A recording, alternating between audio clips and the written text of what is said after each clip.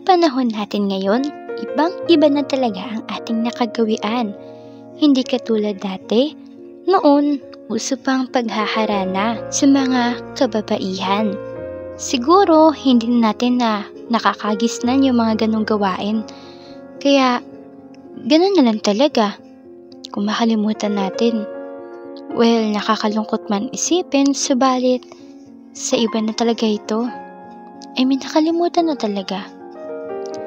Pero nakakagalak pa rin naman ng damdamin para sa mga kababaihan na haranahin, kahit na para sa tingin ng iba medyo baduy.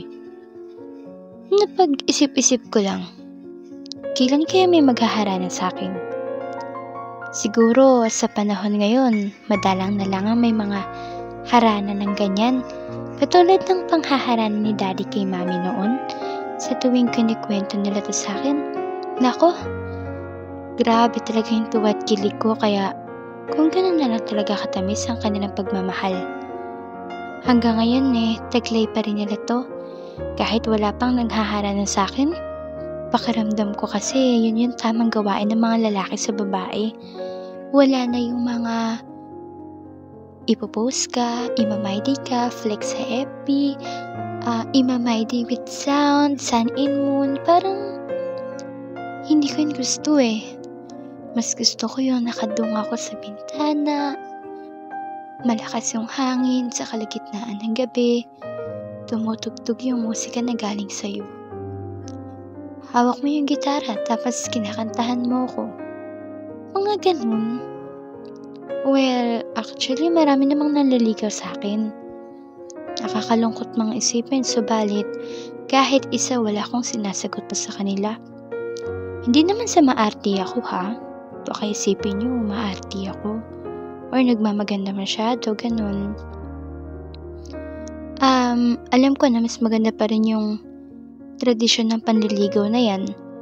Yung harana ang mapapakinggan mo sa tinig ng isang lalaki habang nakadungo ka sa kanya sa bintana, tas pinapakinggan yung malambing na tinig nito.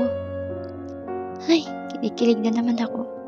Katulad nga ng sinabi ko ngayon, mas maganda pa rin yung mga nanghaharanang lalaki sa ating mga kababaihan. Habang tumatagal yung panahon, patuloy pa rin ako sa paghihintay sa lalaking iibigin ako, tas haharanahin ako. Katulad ng ginagawa ni Mami kay Daddy. Lagi naman sa akin yung sinasabi ni Mami na, anak, dati pa yun parang imposible na lang sa lalaki yung haharanahin ka. Pero hanggang ngayon hawak ko pa rin yung paniniwala na kung merong para sa akin, kung merong nakatadhana, may manghaharana pa. Kasi paano ko magugustuhan yung isang tao kung hindi ako haharanahin? Kung meron para talaga sa akin, haharanahin niya ako. Ipapadama niya sa akin yung mga pakiramdam noon. Yung parang ang sarap-sarap tawagin na binibini. Kisa ngayon na kung ano-ano na lang. Hanggang sa kinabukasan, may isang lalaking nagtapat, kanyang nadarama, at inaya niya ako na makapag-date sa kanya. Sumama naman ako sa kanya at dinala niya ako sa mamahalin na restaurant. Nagbigay siya sa akin ng isang pulang bulaklak at napangiti naman ako nito. Parang pakiramdam ko sa kanya mapagmahal yung lalaki. Nakaharap ko ngayon. Tuloy-tuloy lang naman kami sa pag-uusap hanggang sa hinawakan niya yung kamay ko, tas agad ko namang inalis ang kamay niya sa akin. Kaya ganun na lang ako nagulat. Humingi naman siya sa akin ng pasensya, tas lumangulang ako sa kanya. Maya-maya, ay Diyos ko, ito na yung sinasabi ko. May isang babaeng galit na pumunta sa harapan ko. Sa harapan ng kadate ko. Nakakalungkot nga kasi nagpitaw siya ng masasakitan salita sa kaharap kong lalaki ngayon. Sinampal pa to nung una, tas nagugulahan ako sa sitwasyon ngayon. Sabi ng babae sa lalaking kaharap ko, break na daw sila. Gulat na gulat ako sa narinig ko na yun kasi hindi ko alam yung madarama ko. Pero, agad akong umalis pa. Papalayo, tas umiiyak pa. paulit-ulit kong sinabi sa akin na kung alam ko lang talaga sana, hindi na ako sumama sa kanya. Tapos humagulgol lang ako ng humagulgol sa pag-iyak. Maya-maya, siguro sa kakaiyak ko hindi ko napansin may lumapit sa akin lalaki. Inabutan niya ako ng panyo. Kinuha ko naman to at pinunasan yung mga luha ko. Tinignan ko siya at nagpasalamat sa kanya. Tinanong niya ako kung may problema daw ba ako pero yung sagot ko wala. Wala. Okay lang ako. Salamat sa'yo. At agad na ako umalis papalayo. Makalipas nga lang yung ilang araw, kinalimutan ko na lang yung lahat na nangyari sa akin noon. Tapos habang papauwi na ako galing sa trabaho, naghanap ako ng sasakyan kasi gabing-gabi na talaga. Ewan ko ba? Night shift. Kahit overtime ako, wala man TF. Ay. Tapos, wala akong mahanap ng sasakyan kaya pinili ko na lang maglakad na lang. Kaysa maghanap ng sasakyan tapos wala din, isang oras. Nung papauwi na ako sa amin habang naglalakad ako, pakiramdam ko parang, alam mo yun nanay yung balahibo mo sa likod kasi alam mo may sumusunod sa'yo. Kaya binilisan ko na lang yung paglalakad ko kahit nahihirapan ako. Tapos, natatapilok pa sa taas ng high heels ko. Sige pa rin naman ako sa paglalakad as tumitingin sa likuran ko kung nakasunod pa rin siya. Kung sino man siya. Grabe siya. Pero wala naman na. At pagkaharap ko, Diyos ko Lord. Kung nakakamatay lang yung gulat, dead on arrival na ako. Ay, kasi naman, nung sa harapan ko, mga hawakan ako nito, siniba ko siya kasi nagulat ako, tas napaluhod na lang siya sa sakit. Tas tumakbo na lang ako ng takbo hanggang sa makahingi ako ng tulong. Sigaw ako ng sigaw kahit paus na talaga ako nakakasigaw. Tas maya-maya may dumating na isang lalaki. Hinawakan ako nito at nagwawala ako. Bigyan ko ulit ng isang matinding sipa na napaluhod ko ulit ito at maya-maya dumating yung isang lalaking humabol sa akin. Agad namang tumayo yung lalaking kakasipa ko pa lang na pumunta ako sa isang gilid tapos waring, ay, takot na tignan ko yung dalawang lalaking nagbubuno. Pagkatapos bugbugin ng lalaking humabol sa akin, lumapit naman sa akin yung isang lalaki na tinadyakan ko at ang sinabi sa akin, Miss, okay ka lang ba? Hindi ako masamang tao, mabait ako. Bigkas na pahinga nito. Agad ko naman siyang nilapitan at tinulungan. Humihinga ako sa kanya ng depensa sa nangyari kasi syempre natakot ako, self-defense yun.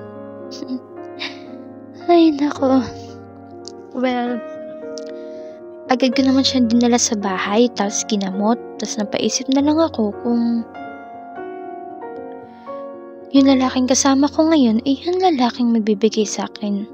I mean, wait nga, parang siya nga yun. Yung lalaki nagbigay sa akin ng panyo nung umiiyak ako. Familiar siya, actually. Maya-maya, kinausap ko siya. Ay, nagpasalamat naman ako. Tapos nagtanong siya sa akin kung nakita ba kami noon. Kasi parang kilala ko nga siya. Sabi ko naman sa kanya, well, hawig niya naman kasi talaga eh. Kaya sabi ko, oo, nagkita na tayo noon. Diba, ikaw yung nagbigay sa akin ng panyo nung umiiyak ako. Ikaw ba yun? Hindi ko inaasahan na makikita tayo muli. Masaya ako na makita kita. Matanong ko nga lang, bakit nga pala umiiyak noon? Nakakahiya mang isipin na kapag dito ako sa lalaking hindi ko pa masyadong kilala pang lubusan. Hindi ko naman inaasahan na may kasintahan na pala yung lalaking yun. Sa hindi ko inaasahan, inaway siya ng kanyang kasintahan sa harapan ko. Kaya agad na lang ako nagtungo papalayo sa kanila. Nakakahiya nga ng mga oras na yun eh.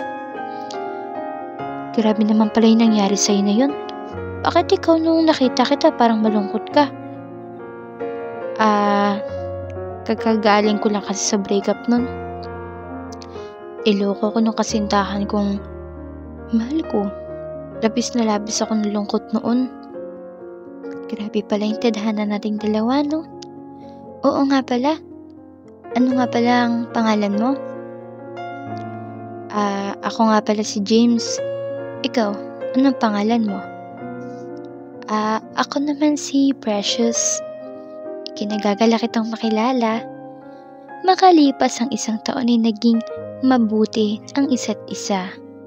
Mas lubos ko pa siyang naging nakilala at araw-araw dumadalaw si James sa bahay. Halos hindi na nga kompleto yung araw niya pag hindi niya ako nakikita. Ang cheesy ha, pero kinikilig naman ako. Habang ngayon, sa kasalukuyan kumakain kaming dalawa, ay natigilan siya sa kanyang kinakain at hinawakan ang aking kamay. Sabay tumingin sa akin ng diretso. Ipinagtapat niya ang kanyang nadarama sa akin. Napangiti lamang ako sa kanyang sinasabi. Precious, matagal na tayong nagkilala. Matagal na tayong magkasama. Siguro tamang oras lang yun para sabihin sa'yo na ano James, wait lang nga, kumakain tayo ng pasta. Ako kinakabahan sa'yo eh. Sabihin mo na, straight to the point, walang paligoy-ligoy, walang etchos, kemerut, wala. Sige, pero sana ipangako mo na kapag sinabi ko sa'yo, hindi ka lalayo. Ano ka ba? Ba't ako lalayo? Magkaibigan tayo. Oh, hello, ako na to, si Precious. Alam ko, wag ka na magbiro. Seryoso na. Okay, fine. I'm sorry. Precious. Ang corny, ang cheesy, ang cringe. Ang weird, pero gusto kita. Huy, totoo ba? Uy, choose mo, totoo ba? Oo, Precious. Gusto kita. Medyo ang weird kasi magkaibigan tayo. Lagi tayong magkasama. Pero ayoko nang nakaabang na lang ako lagi sa'yo mula sa malayo. Nakikinig ako sa mga rant mo sa mga lalaki na kilala mo. Alam mo yung low-key selos? Ay, nagsiselos ka? Dapat sinabi mo nung una, edi sana lumayo ako. Sinabi nung una? Lalayo ka? Alam mo yung mga biro ko, hindi yun biro. Uy, kasama ba dun yung ikaw na lang kasi? Yung sinasabi mo na, ako na lang kasi, parang tanga to, ganun? Oo, Precious. Ang weird. Nung una. Pero, naniniwala ko, litong-lito ako nung una. Sabi ko, wala lang to. Pero ngayon, naniniwala na ako na ikaw yung gusto ko. So, Precious, pwede ba kitang maging magkasintahan? Habang hawak niya ang aking kamay at nakatitig sa kanya. James, oo nga, matagal na nga tayong magkaibigan. Sanay na din tayo sa presensya ng isa't isa, kaya siguro aamin din ako sa'yo. Precious, siguro kahit ngayon wag mong gawing biro yung nararamdaman ko. Hoy, hindi ko naman ginagawang biro yung nararamdaman na. Ang sa akin lang, James, gusto din kita. Ha? Wait, Hindi ko marinig. Ano ba naman to si James eh? I like you. From the start. Pagkatapos sabihin ko yon ay malaking ngiti.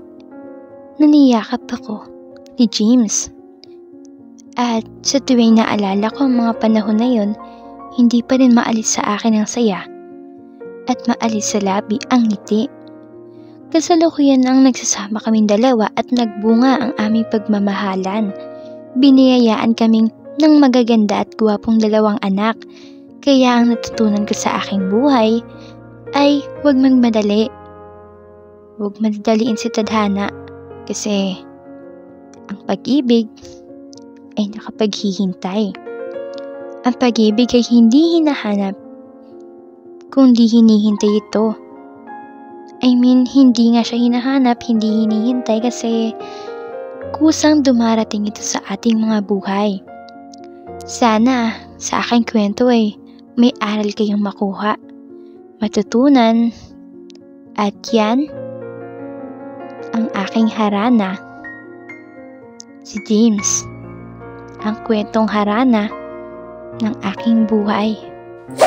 Maraming salamat sa panonood mga kakwentuhan. Huwag kakalimutang mag-subscribe at pindutin ang notification bell para lagi kayong updated sa ating mga bagong istoryang mapupulutan ng aral at inspirasyon sa buhay. Hanggang sa susunod nating istorya mga kakwentuhan.